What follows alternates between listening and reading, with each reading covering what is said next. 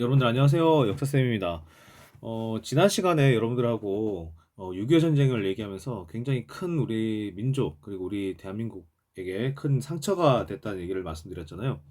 이제 이번 시간은 그 다음부터 진행을 하도록 하겠습니다. 6.25 전쟁이 굉장히 큰 전쟁이었잖아요. 그래서 우리 국토, 그리고 인적, 물적 피해가 어마어마하다고 말씀드렸잖아요. 근데 지금 현재 한번 살펴보시죠. 지금 우리나라는 이제 10대 강대국, 아니 강대국이보다는 10대 경제 선진국에 들어갈 정도로 크게 발전한 나라입니다. 그리고 우리나라 민주주의도 어떻죠? 아직 부족한 면이 많이 남아 있긴 하지만 우리나라 민주주의가 다른 나라에 비해서 어디 꿀리는 데가 별로 없습니다. 물론 이제 아직 해결해야 되는 문제들도 많긴 많습니다만, 그러면 6.25 전쟁이 1950년에 일어났으니까 지금 2020년이잖아. 2021년이네요, 벌써. 그러니까 한 70년이 넘었습니다.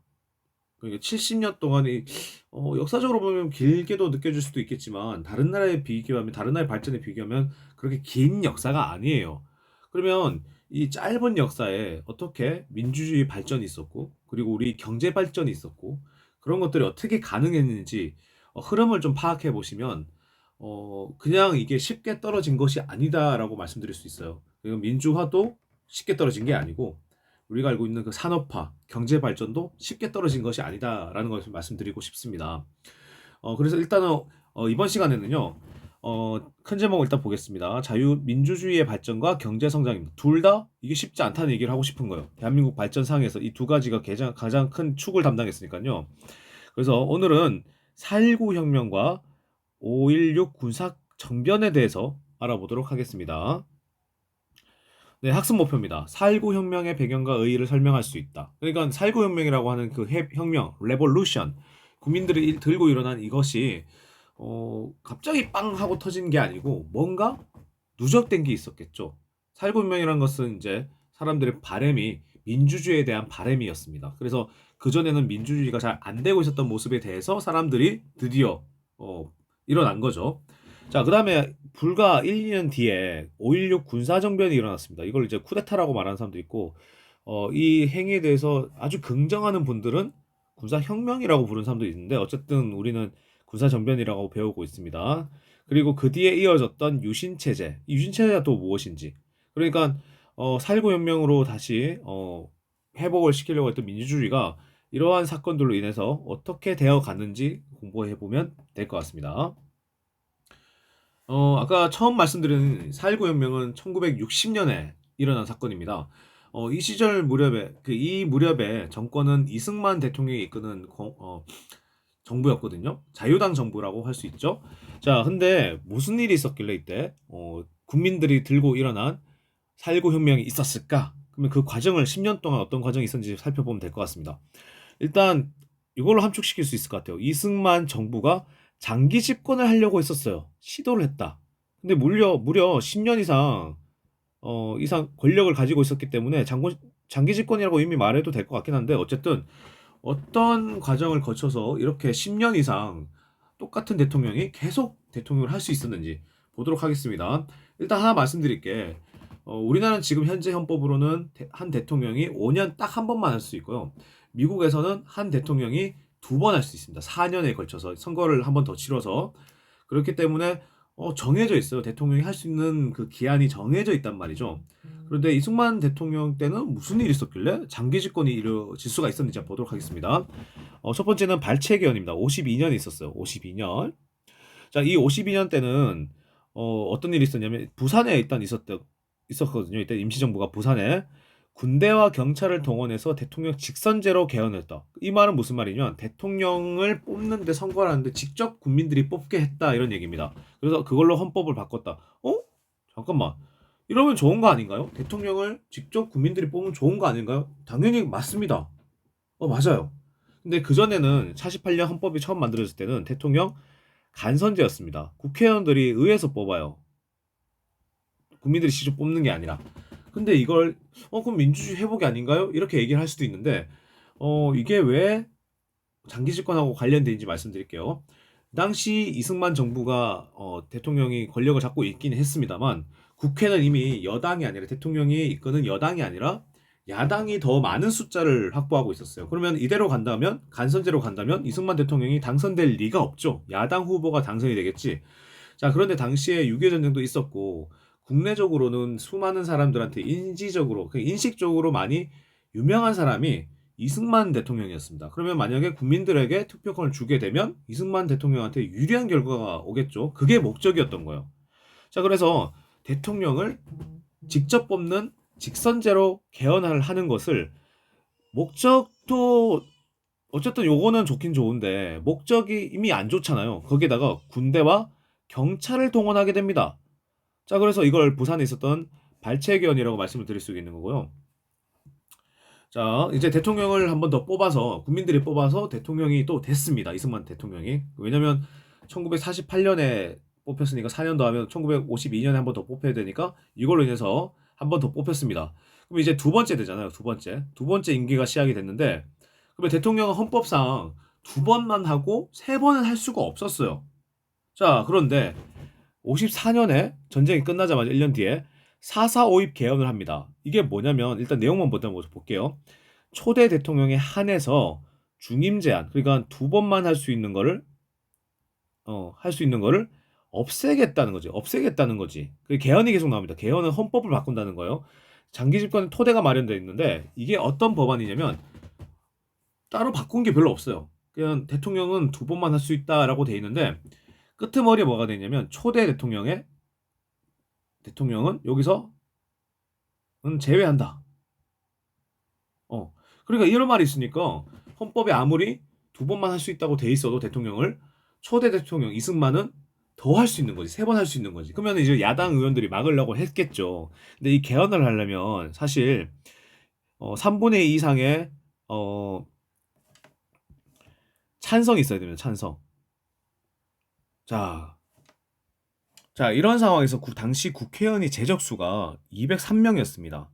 자, 그러면은 3분의 2가 되려면 정확하게 나누게 되면 어 136명이 돼야 3분의 2가 되는 거예요. 그래서 이게 안건이 실시가 되지 못했습니다. 되지 못했는데 당시 여당이었던 자유당 입장에서 뭐라고 얘기했냐면 이걸 산술적으로 정확하게 3분의 2를 하면 136명이 되는 게 아니라 135.3333 되는 거 아니냐라고 하면서 잠깐만 135.333이면 이거는 반 올림을 하면 없어지잖아. 그러면 136명이 아니라 135명이 되는 거다라는 기적의 논리로 이거를 통과시켜 버립니다. 자, 통과를 시켜버려. 땅땅땅 기습적으로. 자, 근데 이게 이름이 왜 445입이냐? 아까 이걸 반올림한다 했죠? 이게 반올림입니다. 반올림. 44. 4는 죽이고 5 이상은 올리는. 그러니까 반올림 맞죠?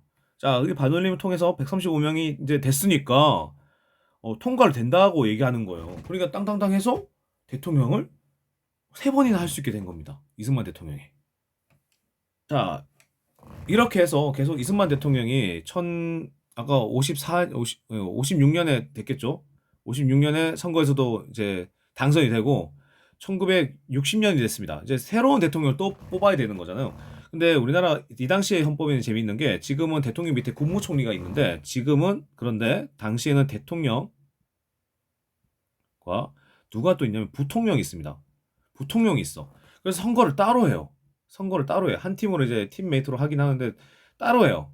그래서 대통령 후보끼리 부통령 후보끼리 선거를 따로 합니다.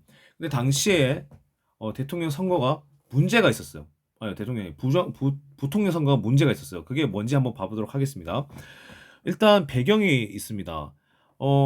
어쨌든 장기 집권을 하더라도 국민들이 그의 통치에 대해서 굉장히 만족을 하면 국민들이 들고 일어날 확률이 굉장히 적어지는데 당시에 우리가 전쟁이 끝난 지 얼마 안 됐기 때문에 1950년대까지만 하더라도 미국의 경제 원조를 받고 있었어요. 그런데 미국이 이걸 떨어뜨립니다. 감소를 시킵니다.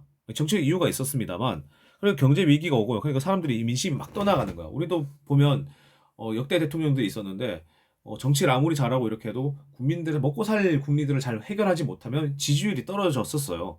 자, 거기다가 이게 더 엎친 데 덮친 격에 대통령이 너무 오래 한다.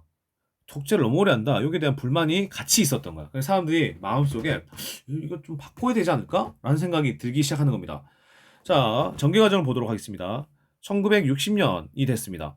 이게 선거가 3월 15일에 있었어요. 이 3월 15일에 있었는데 부정선거를 막 해버립니다. 당시 대통령 선거에 나왔던 이승만 대통령은 쉽게 이겼어요. 왜냐면 상대 야당의 대통령 후보가 도중에 사망하는 일이 발생해버렸습니다.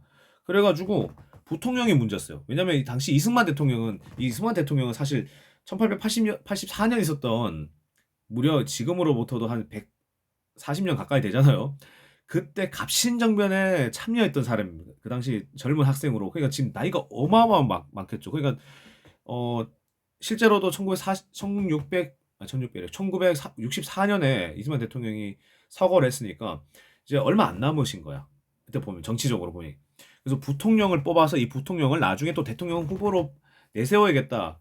이때 부통령이 누구냐면 이기붕이 후보였습니다. 근데 이 사람이 명망이 없어. 인기가 없어. 자, 그러다 보니까 부정선거를 엄청 합니다. 교과서에도 적혀있는데요. 교과서 95페이지 두 번째 문단에 보면 이승만 정부와 자유당은 1960년 3월 15일에 치러진 정부 통령 선거에서 이기기 위해서 유권자 수를 조작하고 투표함을 막 바꿔버리는 등 대대적인 부정을 저질렀습니다. 그것만 있는 게 아니라 폭력배를 동원해서 뭐 각 당 후보를 막 위협하기도 하고요. 335 모여가지고 사람들이 조별로 가가지고 투표를 한꺼번에 하는 그런 작업도 경찰, 국가기관에서 했습니다. 자, 그래서 마산에서 비롯한 전국에서 규탄 시위가 발생을 합니다. 근데 마산에서 김조혁 학생이라는 분이 실종이 돼버린 거예요. 그래서 찾았는데 어디서 찾은 바닷가에서 시신으로 떠오르게 됩니다. 근데 그냥 떠오른 게 아니라 얼굴에 최루탄이 박혀 있었어요. 그러니까 이게 경찰들이 진압하기 위해서 최루탄을 쏘는데 이게 얼굴에 맞고 죽은 거야. 돌아가신 거예요. 그래서 경찰들이 아마 물에 빠뜨리지 않았을까라고 생각을 하는데 이제 폭발한 거죠. 이 죽음에 대해서 되돌려 놔라. 독재정부 규탄한다. 부정선거 규탄한다. 이런 식으로 해서 전국적으로서 시위가 격렬해지고 결국에는 이제 그냥 이런 부정선거 규탄을 하다가 반정부 시위까지 갑니다. 그게 바로 4월 19일입니다. 대학생이 참가하고요. 그 다음에 회사원도 참가하고요. 나중에는 대학 교수까지 참가합니다. 문제는 이때 대학 교수 참여하기 전에 경무대, 지금의 청와대죠. 대통령이 있는 경무대로 이제 가려고 했던 국민들에게 발포를 해보니까 발포. 경찰이 총을 쏴서 사상자를 냅니다. 자, 그러니까 나중에 대학 교수까지 나서게 되고, 자, 보시면 어린 학생들까지 나서게 됩니다. 중고등학생이에요. 중고등학생만 나선 게 아니라 초등학생, 당시 국민학생들도 나서게 됩니다. 여기 적혀 있죠. 부모 형제들에게 총뿌리를 대지 말라. 그러니까 자기 언니 오빠들한테, 형 누나들한테 총뿌리 겨누지 말라는 거야. 초등학생 때까지 나선 거예요. 자, 이런 상황을 봤을 때는 전 국민적으로 당시 이승만 정권에 대해서 반대하는 목소리를 냈다라는 것을 알 수가 있습니다. 자, 여기 대학 교수도 있잖아요. 그죠? 대학 교수도 있고. 여기 보니까 대학 교수라고 되어 있습니다. 자, 그래서 결과적으로는 이승만 대통령이 이제 물러났고요. 이승만 대통령을 떠받치고 있었던 자유당 정권도 붕괴가 된 사건이었습니다. 그래서 우리나라 역사상, 그 5천년 역사상 장군 할아버지가 터잡으시고 이 역사상 처음으로 민중들, 국민들이 들고 일어나서 백성들이 포함해서 들고 일어나서 정권을 바꾼 그리고 자기들의 목소리를 내서 성공을 시킨 최초의 혁명이 됐습니다. 그래서 우리가 이걸 혁명이라고 불러요. 혁명이라고 합니다. 레볼루션. 자, 그래서 의미가 있죠. 학생들을 비롯한 다양한 시민 계층이 참여해서 독재 정권을 물리친 민주주의 혁명이라고 볼 수도 있습니다. 그래서 다양한 계층입니다. 다양한 계층이라는 게 중요합니다. 항상. 그러니까 사람들이 어느 일부 지식인들, 일부 높은 사람들만 참여해서 이런 것들을 바꾸려고 노력한 게 아니라 다양한 시민 계층들이 참여한 겁니다. 그리고 이 정신은 지금 우리 헌법에도 4.19 혁명이 적혀 있어요. 불의 한관 4.19 혁명 이런 식으로 명문화되어 있고요. 이후에 전개된 민주화 운동에 큰 영향을 주기도 했습니다. 자, 4.19 혁명은 이제 성공으로 끝났죠. 그러면 이제 그걸로 끝났느냐? 그것이 아닙니다. 어떤 일들이 있는지 1960년대 이후로 한번 더 보도록 하겠습니다. 이게 1960년대 이후입니다. 과도 정부가 수립이 됐다가 정식으로 총선거가 국회의원 선거가 진행이 됐습니다. 그래서 다수의 의원들을 차지했던 민주당 정권이 장면을 내세워서 내각을 수립을 합니다. 그전에는 대통령 중심제였어요. 이 내각제가 뭐냐면 사회 시간에도 배우는데요. 대통령이 있긴 합니다만 국회의원들 다수가 배출이 되는 그 정부가 정권을 차지하는데요. 그러니까 그 당이 정권을 차지하는데요. 그 다수의 의원들이 모여서 장관도 하고 그리고 그 장관들 중에 장관들을 통솔할 내각 총리를 뽑습니다. 내각. 그러니까 이 내각이라는 것은 총리 밑에 각부 장관들이 있는 거를 우리가 내각이라 하는데 그 총리와 장관을 국회의원들이 하는 거예요. 그게 바로 내각 책임제입니다. 그래서 만약에 정치 잘 못한다. 그럼 다음에 총선 때 지지율 떨어진다. 총선 때 지면 정부가 바뀌는 거야. 대통령이 바뀌는 것보다. 물론 이제 그 위에 대통령은 있어요. 대통령은 있어. 자, 대통령은 있습니다만 총리가 국정 전반의 권한을 갖게 되고 대통령은 뭐 국방, 외교 이런 권리만 찾는 게 바로 내각 책임제입니다. 자, 그래서 장면이라고 하는 사람을 대표로 내세운 내각이 수립이 되고 이 사람들도 경제가 더 중요하다는 걸 알게 됐나 봐요. 그래서 개발 5개년 계획을 마련을 했는데 이게 사회가 너무 혼란해요. 그러니까 다양한 계층이 자기 목소리를 내는 것도 굉장히 중요한 일이긴 합니다만 이것을 그러니까 장면 정부가 이걸 효율적으로 수용을 못했던 모양인지 곳곳에서 자기 목소리를 내려고 하는 사람들의 시위와 그리고 저항이 있었습니다. 그래서 국정이 많이 혼란해졌어요. 자, 그런 와중에 1961년입니다. 5월 16일 날 박정희를 중심으로 하는 군부 세력이 정변을 통해서 집권을 하게 됩니다. 군사정변을 일으켜요. 군인들이 난을 일으킨 거야. 옛날에 다니 무신난처럼. 이건 좀 목적은 다르긴 했습니다만.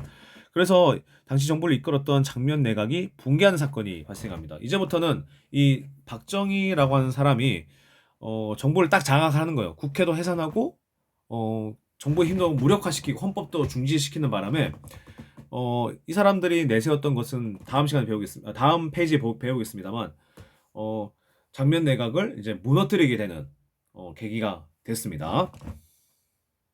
자, 여기 나온 사람 중에 이 사람이 박정희입니다. 당시 박정희 소장 별 2개죠. 이제 나중에 대통령이 된 사람인데 박정희 전 대통령이 소장인 시절 군사 정권을 일으켰을 때 일입니다. 그래서 군사 정변이라고 하는 것은 말 그대로 군사 반란이에요. 그래서 우리가 엄연히 평가를 한다면 군사 반란은 국가 반역죄이긴 하거든요. 근데 여기에 대해서 찬성하는 사람도 있긴 있어요.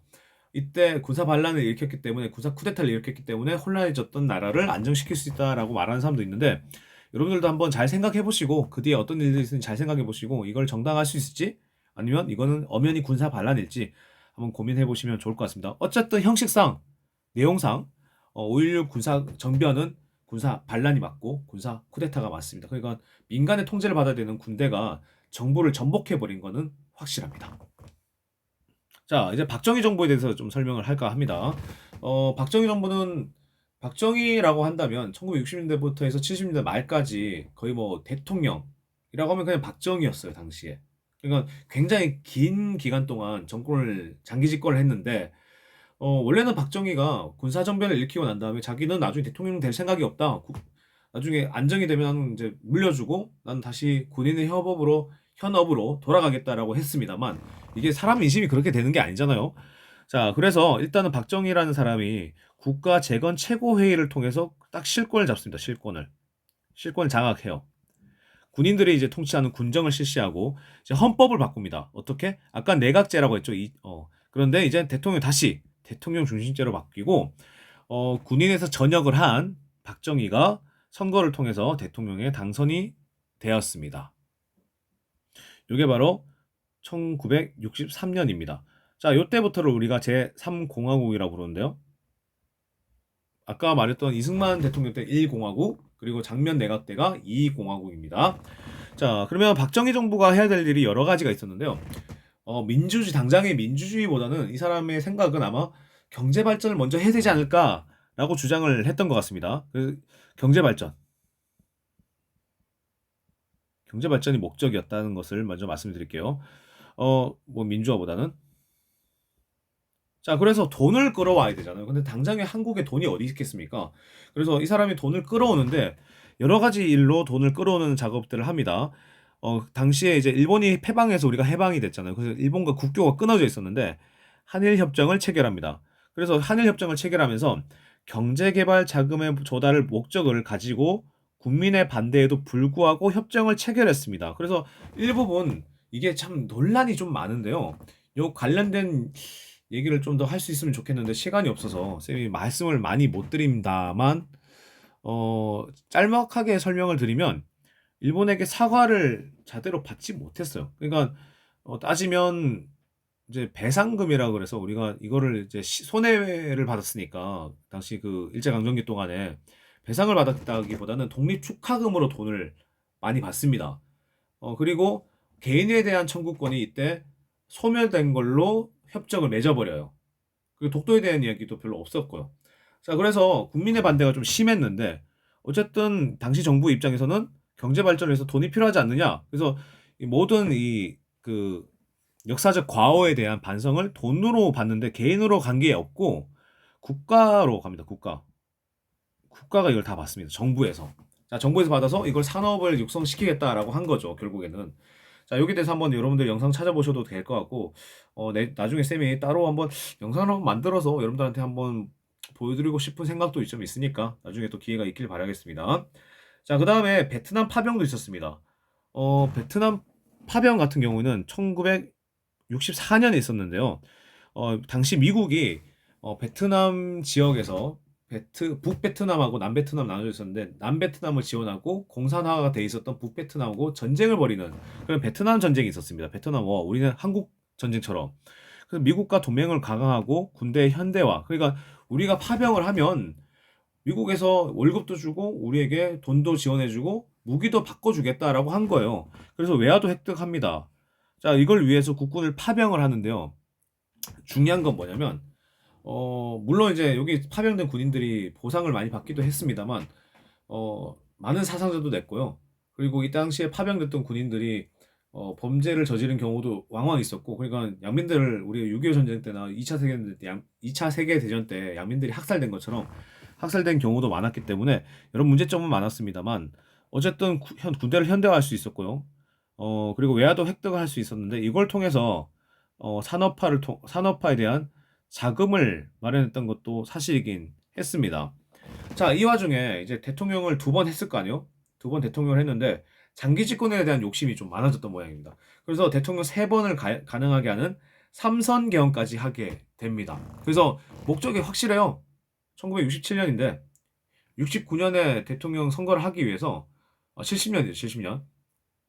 대통령에 재선된 사람 이 박정희가 장기 집권을 위해서 대통령직을 세 번 할 수 있도록 만들어 놓은 삼선 개헌을 때 합니다. 그래서 1970년에 세 번째 대통령 선거 때 승리하게 돼서 다시 대통령이 되는 그런 일이 발생합니다. 그래서 세 번을 허용하게 하는 삼선 개헌 때문에 장기 집권이 가능하게 됐던